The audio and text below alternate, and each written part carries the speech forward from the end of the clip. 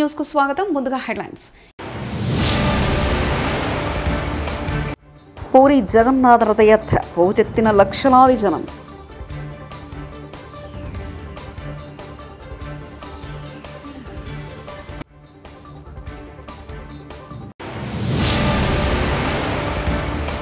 కాంగ్రెస్ ప్రభుత్వం విద్యా వ్యవస్థను నిర్లక్ష్యం చేస్తుంది. హరీష్ రావు.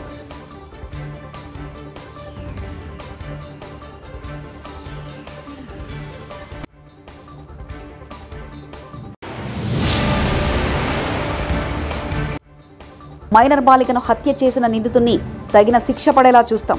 హోంశాఖ మంత్రి అనిత.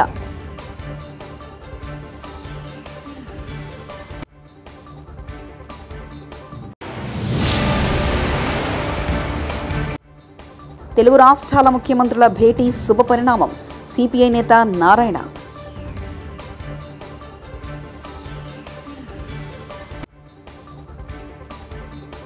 ప్రపంచ ప్రఖ్యాతిగంచిన ఒడిశా పూరి జగన్నాథ రథయాత్ర ఈరోజు మొదలైంది. ఈ క్రమంలో గంట గంటకు భక్తుల రద్దీ పెరుగుతుంది.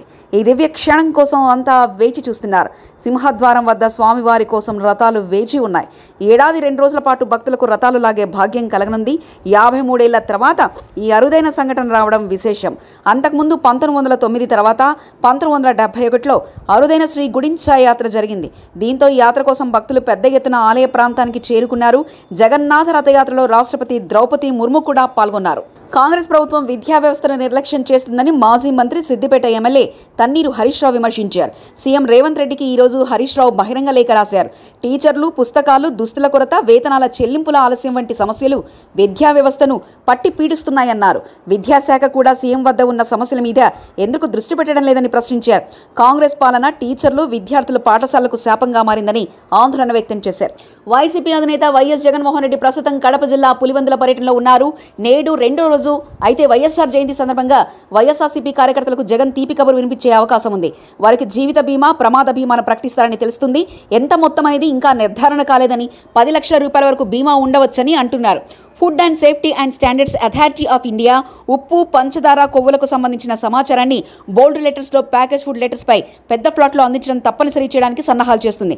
దీనికి సంబంధించి లేబులింగ్ నిబంధనలో మార్పులను ఇటీవల రెగ్యులేటర్ ఆమోదించింది. FSSAI చైర్మన్ అపూర్వ చంద్ర అధ్యక్షతన జరిగిన ఫుడ్ అథారిటీ 44వ సమావేశంలో ఈ నిర్ణయం తీసుకున్నారు. అనకాపల్లి జిల్లా రాంబిల్లి మండలంలో ఓ మైనర్ బాలికను హత్య చేసిన నిందితుడిని పట్టుకొని తగిన శిక్ష పడేలా చూస్తామని రాష్ట్ర హోంశాఖ మంత్రి వంగలపూడి అనిత తెలిపారు. ఇంట్లో ఉన్న 9 ఏళ్ల బాలికను అదే గ్రామానికి చెందిన 26 ఏళ్ల యువకుడు దారుణంగా హత్య చేసిన సంగతి తెలిసిందే. నిందితుడు హత్య చేసిన అనంతరం పరారీలో ఉన్నాడు. నిందితుడిని వెంటనే పట్టుకోవాలని జిల్లా పోలీసులను ఆదేశించినట్లు మంత్రి అనిత తెలిపారు. సంఘటనపై CM Chandrababu Naidu, deputy CM Pawan Kalyan, మంత్రి నారా లోకేష్ తనను అడిగి వివరాలు తెలుసుకున్నట్లు ఆమె వివరించారు. బాధిత కుటుంబానికి ప్రభుత్వ పరంగా అవసరమైన సాయాన్ని అందిస్తామని అనిత హామీ ఇచ్చారు. హత్య చేయడం జరిగింది. దానికి సంబంధించి ఇంచుమించుగా 18 పేజీల వాంగ్మూలం గురించి వాంగ్మూలానికి ఒక లెటర్ కూడా పెట్టున్నాడు. అక్కడ అతనైతే మనకి పరారులో ఉన్నాడు. ఎట్టి పరిస్థితుల్లోని కూడా పోలీస్ డిపార్ట్మెంట్ అంతా కూడా సుమారుగా 8-9 బృందాలు కూడా ఏర్పాటు చేయడం జరిగింది. అన్ని బృందాలు కూడా ఈ రోజు అతనికి పట్టుకోవడానికి ప్రయత్నం కాదు, ఎట్టి పరిస్థితులు పట్టుకుని తీరుతాయి. ఎందుకంటే ఎవరు చెడ్డ ముందు ఎవరు కూడా తప్పించుకునే పరిస్థితి లేదు.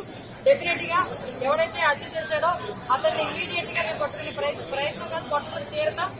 డిపార్ట్మెంట్ వాళ్ళకి కూడా చాలా క్లియర్ ఇన్స్ట్రక్షన్స్ వెళ్ళి చంద్రబాబు నాయుడు గారు, లోకేష్ బాబు గారు, పవన్ కళ్యాణ్ గారు కూడా దీని మీద ఆరా తీయడం జరిగింది, నాతో మాట్లాడడం జరిగింది.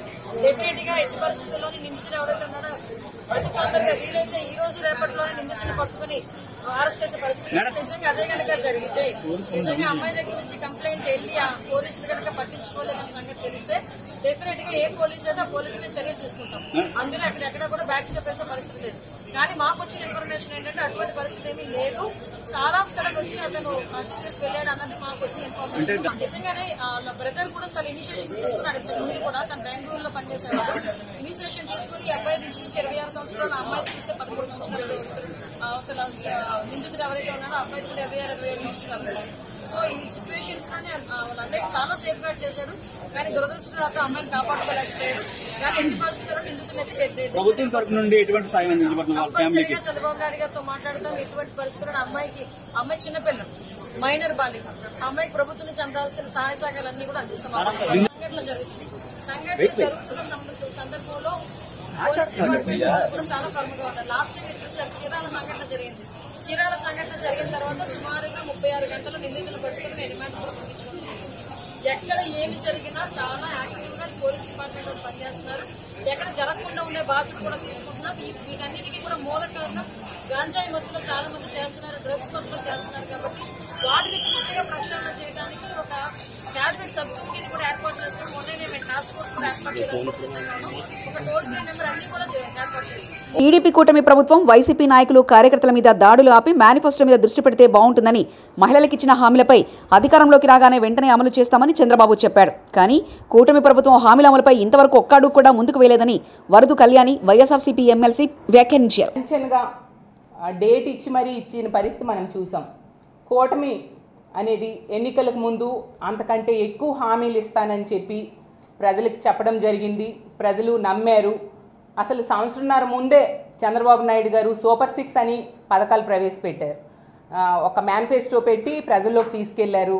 మళ్ళీ ఒకవేళ మహిళలు నమ్మరేమో అని చెప్పేసి బాబు షూరిటీ భవిష్యత్ గ్యారంటీ అనేసి ఇంటింటికి వెళ్ళి మహిళలకి బాండ్ పేపర్స్ కూడా ఇచ్చి వాళ్ళకి నమ్మించారు. మహిళలు నిజంగా జగనన్న 99% హామీలు అమలు చేసినా కూడా ఇంకొంచెం ఎక్కువ ఇస్తున్నారు, ఈ కూటమి ఇద్దామని ఇస్తాము అని చెప్పారు. కాబట్టి వాళ్ళకి నమ్మి ఓట్లు వేయడం జరిగింది.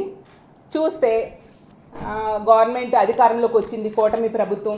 చంద్రబాబు నాయుడు గారు ముఖ్యమంత్రిగా, పవన్ కళ్యాణ్ గారు ఉప ముఖ్యమంత్రిగా ప్రమాణ స్వీకారాలు అయ్యాయి. మంత్రులు ప్రమాణ స్వీకారం అయ్యింది. దగ్గర నెల కావస్తూ ఉంది.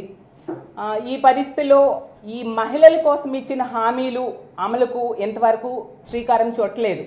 ఎందుకంటే ఈ రాష్ట్రంలో ఉన్న మహిళలందరూ ఆందోళన చెందుతున్నారు. ఏది ప్రతి మహిళకి నెలకి 1500 ఇస్తామన్నారు, ఎప్పుడు ఇస్తారు? అలాగే చదువుకునే పిల్లలకి ప్రతి బిడ్డకి కూడా, స్కూల్కి వెళ్ళిన ప్రతి బిడ్డకి కూడా 15,000 ఇస్తానన్నారు, ఎప్పటి నుంచి ఇస్తారు? అలాగే ఉచిత బస్సు ప్రయాణం ఎప్పటి నుంచి ఇస్తారు? అలాగే 3 సిలిండర్లు ఎప్పటి నుంచి ఇస్తారు అనేసి మహిళలు ఆందోళన చెందుతూ ఉన్నారు. మేము అడిగితే ఏంటి నెల అయిందే కదా, ఎందుకు తొందర అంటూ ఉన్నారు.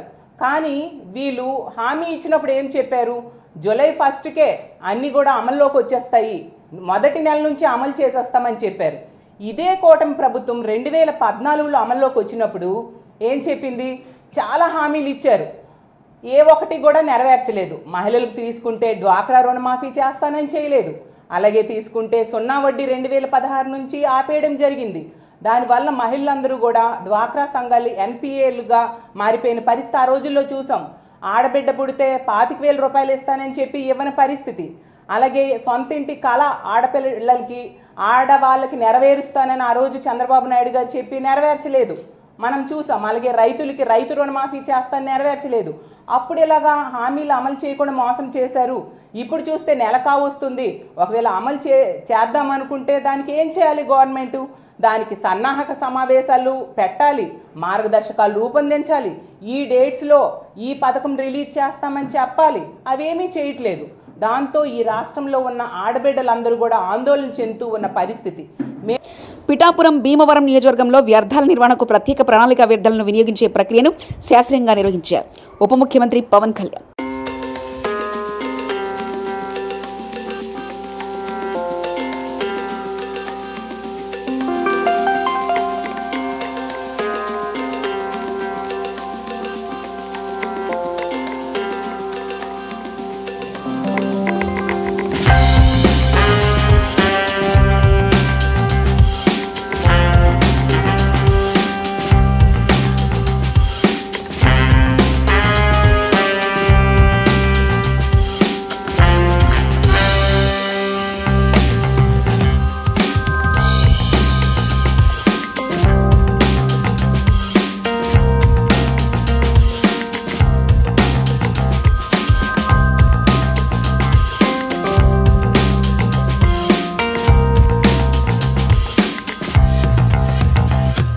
రెండు తెలుగు రాష్ట్రాల ముఖ్యమంత్రులు భేటీ శుభపరిణామమని సిపిఐ జాతీయ కార్యదర్శి నారాయణ అన్నారు.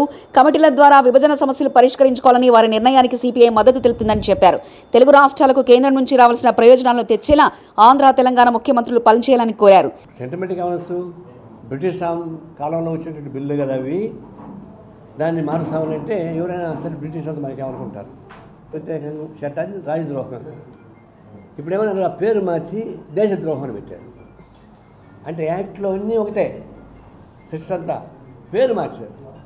పౌర హక్కులు వాళ్ళకి కేవలం బెయిలబుల్ కేసులు కావు, 2 వరకు పెట్టేసి ఏ కేసు అయినా సరే 2 ఏళ్ళకి పైన సెట్ చేసేస్తున్నారు.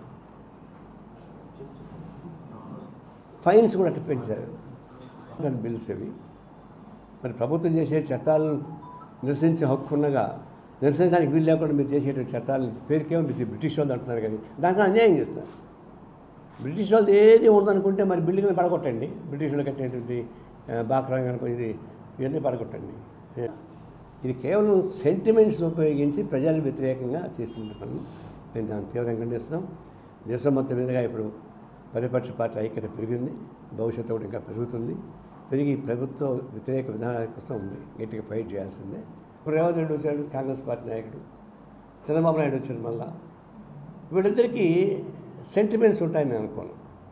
They are about sentiments. Chandrababu Naidu కానీ Revanth Reddy politics, these are politicians. ఇప్పుడు వాళ్ళు మంచిది నిన్న కలిసి మాట్లాడుకున్నారు, వివరాలు ఇంకా తెలియదు. అంటే ఒక కలిసి కూర్చొని మాట్లాడమే ఒక మంచి అంశంగా మేము పరిశీలిస్తున్నాం. నేను స్వాగతం పలుకుతున్నాం. నేను ఎమ్మెల్యేగా పరిష్కారం చేసుకునే డిసిషన్కి సిపిఐ పూర్తి తోడ్పాటు ఉంటుంది. అబ్నార్మల్ ఏమైనా ఉంటే మేము చెప్తాం, ఓపెన్గా చెప్తాం. అటు ఐపీఎస్ ఐఏఎస్ ఆఫీసర్లు ఎక్కడ పోయినా మీకుంటే విలువ మీకుంటుంది. ఎందుకు గవర్నమెంట్ బాధ్యత పనిష్మెంట్ గురవుతున్నారు? సినీ నటుడు రాజ్ తరుణ్ లావణ్య వ్యవహారంలో తమకు ఎలాంటి సంబంధం లేదని సినీ నటి మాల్వి మల్హోత్రా స్పష్టం చేశారు. లావణ్యను తన సోదరుడు బెదిరించలేదని వెల్లడించారు. తన కుటుంబ సభ్యులకు లావణ్య ఎవరో కూడా తెలియదని, ఆమెను ఎప్పుడూ చూడలేదని తెలిపారు. తనపై ఆరోపణలు చేస్తున్న లావణ్యపై సైబరాబాద్లోని మహిళా పోలీస్ స్టేషన్లో ఫిర్యాదు చేశారు. తన కుటుంబం హిమాచల్ ప్రదేశ్లో నివసిస్తుందని చెప్పారు. ఒకసారి షూటింగ్ సందర్భంగా తన కుటుంబ సభ్యులను రాజ్ తరుణ్ కలిశాడని ఆమె వెల్లడించారు. లావణ్య చేసిన ఆరోపణలో వాస్తవం లేదని వివరించారు. రాజ్ తరుణ్ తన సహనటుడు మాత్రమేనని, కలిసి పనిచేశామని స్పష్టం చేశారు. తాము సినిమాలు షూటింగ్ల గురించి మాత్రమే మాట్లాడుకునే వాళ్ళమని తెలిపారు. లావణ్య తన కుటుంబ సభ్యులను బెదిరిస్తుందని, ఆమె ఇలా ఎందుకు చేస్తుందో అర్థం కావడం లేదని ఆమె వాపోయారు. During my last scheduled shoot, she called me first time, and after that she abused my parents. So me and Raj Tarun mutually decided like we will not talk to each other, and I want to know from where she got my dad's number. Is she tracking my call list? Is she tracking my phone? Please find out, because if she is doing that, it's a huge crime. I can put a cyber crime case on her. And after that, me and Raj Tarun mutually decided not to talk to each other because she is harassing me and my family. October, November, December, Jan, Feb, no conversation between me and Raj Tarun. March tarvata our promotion group WhatsApp lo JND and all the promotion started. I had to talk to him because it's a promotion, and from last 15 days she's harassing my family to another core. She's writing all the abusive text about me, my brother and everyone to my dad. My dad didn't even open the messages. I have given, see, she's put the complaint on like me and my brother that we threatened her. It's other way around. She called me. There is not even. There is not. No, where is that chat that my brother threatened her? No, where is that threatening? I want to see that threatening. I will talk about this audio. Yeah, it's my brother, but where is the threatening? He went to jail. There is another case.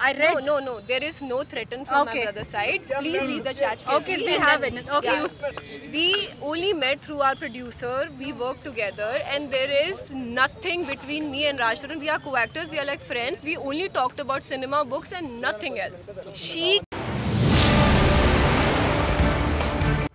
Puri Jagannath రథయాత్ర పోటెత్తిన లక్షలాది జనం.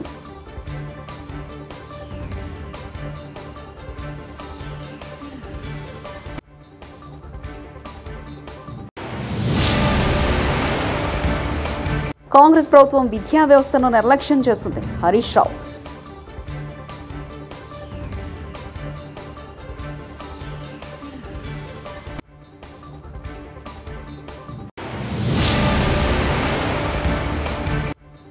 Minor బాలికను హత్య చేసిన నిందితుడిని తగిన శిక్ష పడేలా చూస్తాం.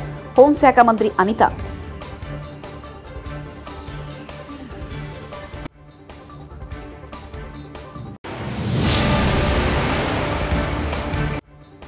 తెలుగు రాష్ట్రాల ముఖ్యమంత్రుల భేటీ శుభ పరిణామం. సిపిఐ నేత నారాయణ.